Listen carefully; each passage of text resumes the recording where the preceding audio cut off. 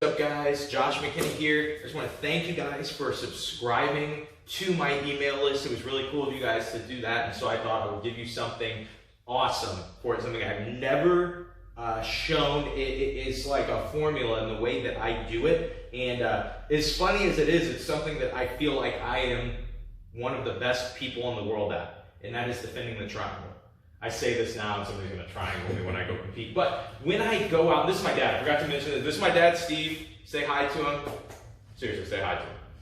Okay, so kind of as a point of reference, the reason I really realized that I was good at this position was something I always felt like if people started to threaten that I could beat. And I had a really systematic formula of beating it. And this was my first fight. This was my second fight. And the first time I ever got to really experience if I was good at defending the triangle or not was when I fought Murilo Santana. It was my second black belt match ever, and he got me in the triangle. And it was very tight, and I used my formula, and I remember thinking in the middle of the match, this is actually working. I am actually defending one of the best guard players on the planet's triangle, and doing it really well. I still lost the match, but he didn't triangle me. I was able to get out of the triangle and continue to fight. Okay, so this is how we're going to look at it. We're going to look at it, I'm going to look at it just kind of straight overhead with you. But when we're fighting this, right, when we're looking at the triangle, people don't realize this, but the triangle is actually really, really hard to finish. You need something very specific to happen to finish a basic triangle. Okay? And nobody talks about this. I've never seen this taught before. But when he goes triangle, he has, go ahead and lock up your triangle. The most important thing is that he is on the correct butt cheek. Right now, he is on his right butt cheek. Lock your legs and finish. And look, he's right there. He squeezes, he finishes. If I were to simply put him on the wrong butt cheek, let's say my arm's still across, go ahead. Go ahead and lock your legs and squeeze. Right now, go ahead, squeeze. Right now, I'm honestly not even being squeezed in this triangle by putting him on the wrong butt cheek. If he's good, he's going to arch his hips to the ceiling and then get to the correct butt cheek, and now it's tight again, right? And so, how do we beat that? How do we address that? How do we use that really simple thought of putting him on the wrong butt cheek to beat the triangle? What we're going to do, when we start to feel the triangle, I actually will you probably shouldn't do this, but I will even bait the triangle sometimes. When I was fighting Murilo, I really didn't have any other option to open this guy's closed guard. Everything that I would try, he would counter. And I started to feel him going for a triangle, and instead of trying to defend it early, I addressed it early, meaning like I knew I was going to go into survival mode really early. And this is what I did. I felt him start to push and start to get here, and I bent my elbow to my knee to put him on the wrong hip. What's going to happen, go ahead and just lay back just a little bit so they can see. What's going to happen is I'm going to build a frame on his rib cage. I do not go here, okay? Not that this is wrong. It's one, it's harder to keep him on the wrong hip with this. And two, if a guy is good, he's going to start to Kimura this. He's going to open you up and you get Kimura and you don't get out of that. That's a very tight submission, okay? So I'm going to go here. This allows me to pinch, and then I'll even use this hand sometimes to grab his pants and keep him from getting, go ahead and lift your hips up to get to the other side. I just make sure he can't, okay? That is the simplest way to defend. Right now we're looking at defense. One of the easiest ways to get out, and I do this a lot, is so go ahead and start to address start to grab your shin and adjust. I take my arm out when he opens. And you end up, so I'll show you guys that again. He's here. He starts to address. I have my hand on his rib cage. My hand's not locked in to where I can't have movement. And he opens. All I do is I take my arm out here.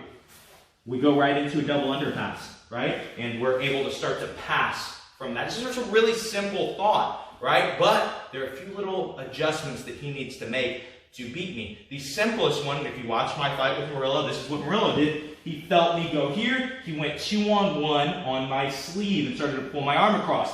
If he pulled it all the way across, I cannot keep him on that hip. All he has to do is lift his hips up, and he's going to get on the correct hip to finish me.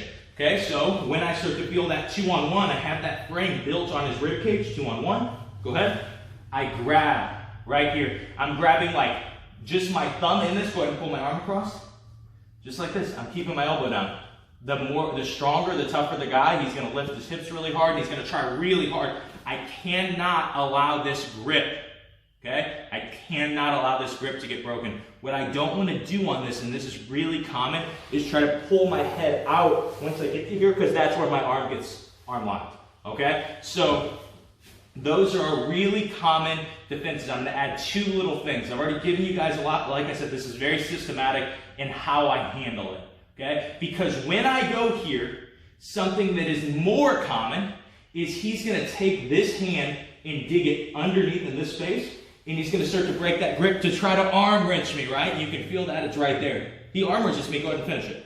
He's going to finish this. So what we do when he starts to go arm wrench, I know now that I've lost this battle. I really messed up, and I want to give you guys a way out of this stuff.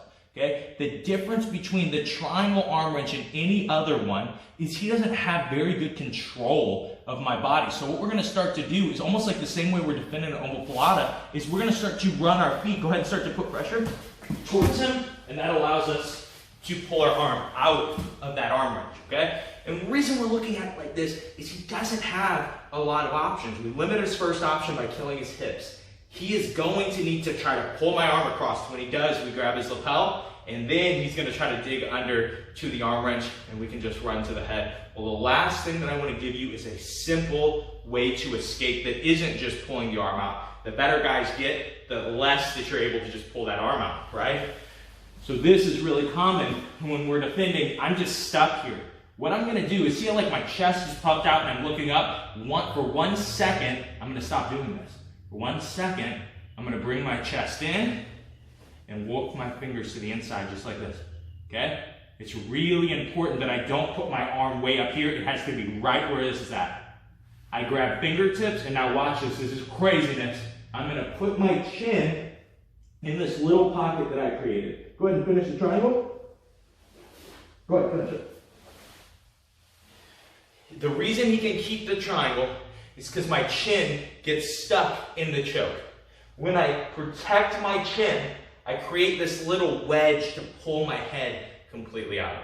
Okay? And so that is the last detail on this. We're doing a good job defending, but it's time to escape. I'm going to get my hand to the inside. I just need my fingertip showing. I chain grip. Chin goes down, and he starts to squeeze. I just keep my chin low, and we might even go butt to the air sometimes to free ourselves out of that. Okay? So that is how to never get triangled again. If you just use that, and you use that order especially, that's the most important thing, is the order. Do not get put in the triangle and say, hey, he taught this escape, and start trying to dig your hand in. Okay? That is when he's going to beat me on the angle and he's going to submit me. I make sure I win one fight at a time on this. Again, thank you guys for subscribing to my email list, and I apologize to all your training partners for never being able to use a triangle on you again.